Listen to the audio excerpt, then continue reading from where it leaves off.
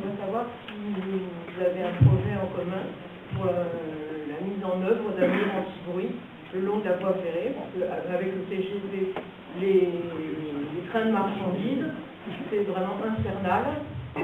En plus, on a la circulation de la ligne Sainte-Clotilde. Tous les gens qui habitent Chelles passent par ici. Donc c'est vrai que ce quartier devient très très bruyant.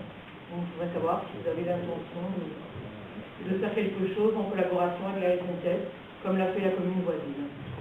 Alors lorsque il y a eu le projet de la voie de train à grande vitesse Est, nous avons créé une structure associative entre l'ensemble des communes depuis la ville de Bondy jusqu'à la ville de Pomponne, peut-être même un peu plus loin de Pomponne, et nous avons fait faire des relevés phoniques pour savoir quel était le niveau sonore avant l'arrivée des trains à grande vitesse.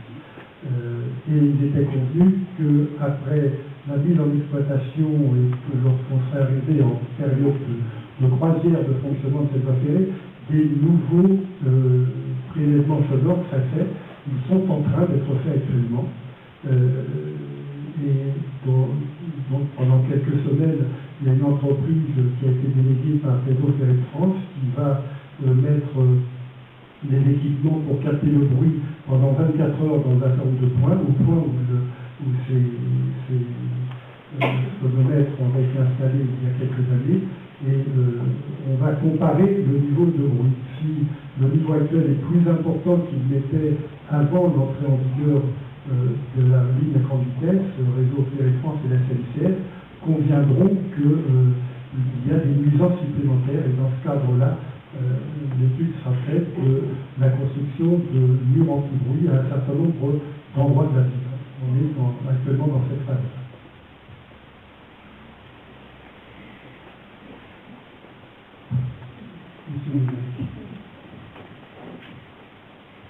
J'avais une interrogation. Je ne sais pas si j'ai la réponse. Il y a la NACHEL qui pousse pression pour la ouverture du chemin de Paris ou chemin de Meaux, ça dépend de quel côté on est. Il y a des gens qui sont pour, qui sont contre. Ça traverse cette aire. C'est une ancienne route qui traverse cette aire Saint-Pierre, c'est dans ce chemin, qui arrive au rond, qui déboucherait au rond-point derrière le collège d'Aubervilliers. Donc la NHL fait des pressions pour pouvoir ouvrir en fait, cette route-là. Ça emmènerait du trafic de Montfermeil, des Coudreaux directement au rond-point et au pont Saint-Pierre. Et je sais pas, je suis pas expert, mais j'aimerais savoir un petit peu. J'aurais aimé affirmativement pouvoir dire à un point de vue.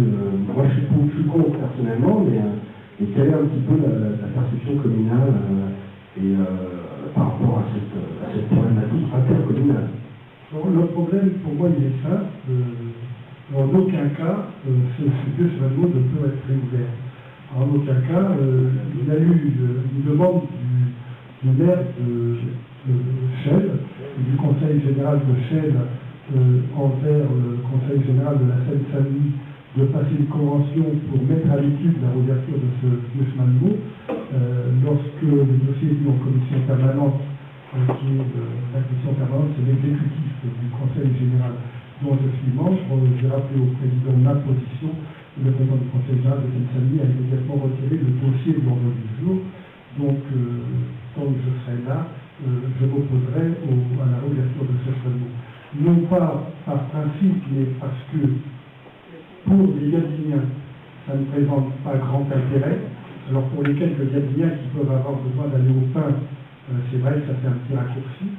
Mais je rappelle que cette circulation, bien entendu, rendrait un grand service à la ville de Chelles, puisque les personnes qui actuellement prennent la nationale 34 reprennent la 302 pour repartir sur la 302, et bien pendant que chemin de Meaux traverserait le pont Saint-Pierre, prendrait la rue des Marronniers et arriverait directement sur la 302.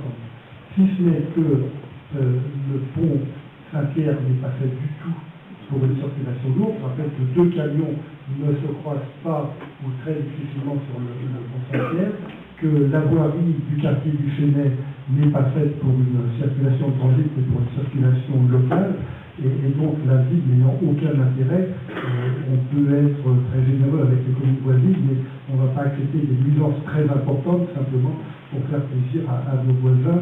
Donc il est hors de question, dans l'état actuel des choses, et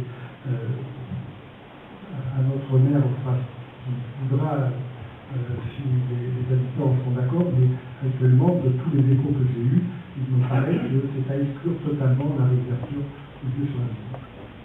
Alors là-dessus, moi, je vais demander votre avis. Est-ce qu'il y en a qui sont favorables à la réouverture? Parce qu'il y a peut-être des gens favorables. Donc, qui est défavorable? La cause, elle est entendue, donc c'est une raison de revenir sur ce principe. Donc, mais c'est un point qui est été depuis la délibération générale, c'est quelque chose qui s'est passé dans des années. On ressort parfois tout à fait innocemment, d'ailleurs, je serais plutôt favorable à la réouverture. Il y a des gens qui ne sont pas de mauvaise foi, mais ils ont parfois un manque d'information. Une autre question, une autre observation. Pardon, concernant l'ancien projet de faire passer justement au-dessus de la carrière Saint-Pierre, la voie rapide qui vient de Bagnolet, qui a été arrêtée, les soi-disant est encore en train de trembler. Alors, non, je ne sais pas vous les parler. En 1936, je crois, il y a eu un projet qui s'appelait l'Arizo, qui était une voie autoroutière, qui a été abandonné. Puis on a eu le projet de l'A87, qui était là. À l'époque, la ville s'y est opposée formellement. Le projet a été totalement retiré au niveau de la voirie autoroutière.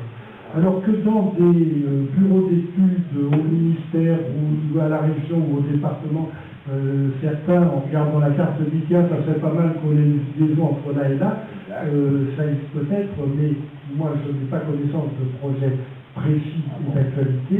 Et le problème, c'est qu'une fois que cette voie elle arriverait, elle traverserait, qu'elle arriverait à la hauteur de la voie ferrée, elle passerait au travers de la carrière. Oui, mais après, alors on démolirait 50 pavillons pour la faire passer sur le Chénet. Ça ne pas de bonne chance à ceux qui entreraient dans.